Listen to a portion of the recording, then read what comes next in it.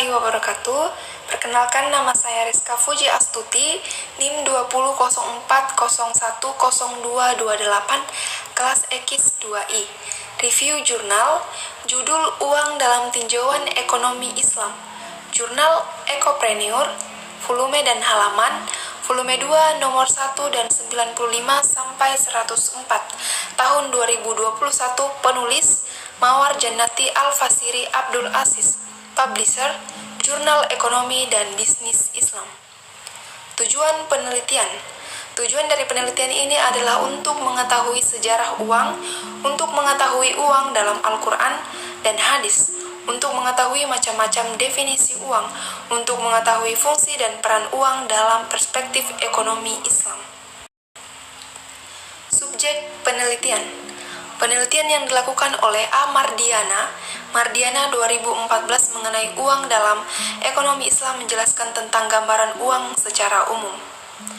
Penelitian yang dilakukan oleh A. Rahmawati 2013 tentang kebijakan moneter dalam perspektif Islam menggambarkan tentang analisis uang dalam kebijakan moneter Islam.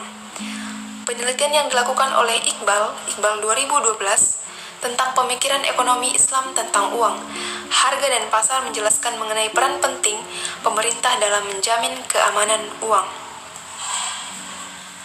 Metode penelitian.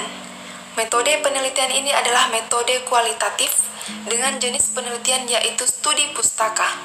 Adapun teknik pengumpulan data dalam penelitian ini adalah mengumpulkan data-data yang berhubungan dengan uang melalui buku-buku, jurnal, dan lainnya yang menunjang dalam penelitian ini. Hasil penelitian.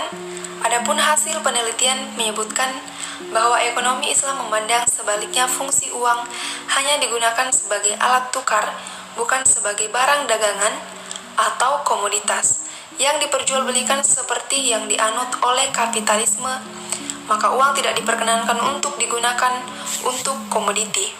Alasannya adalah karena dapat merusak kestabilan moneter sebuah negara.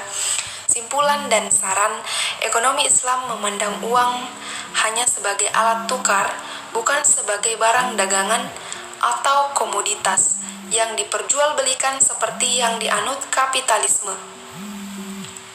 Konsep uang tidak diperkenankan untuk diaplikasikan pada komoditi sebab dapat merusak kestabilan moneter sebuah negara.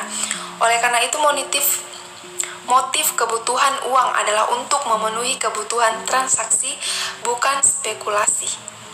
Maka dari itu, perdagangan uang merupakan salah satu bentuk riba yang lebih banyak mudaratnya daripada manfaatnya.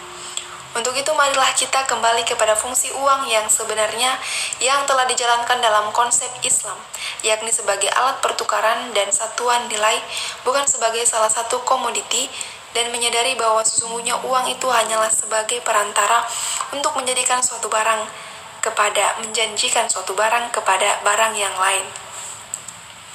Tanggapan penulis mengenai jurnal tersebut bisa berupa hasil temuan teknik penulisan.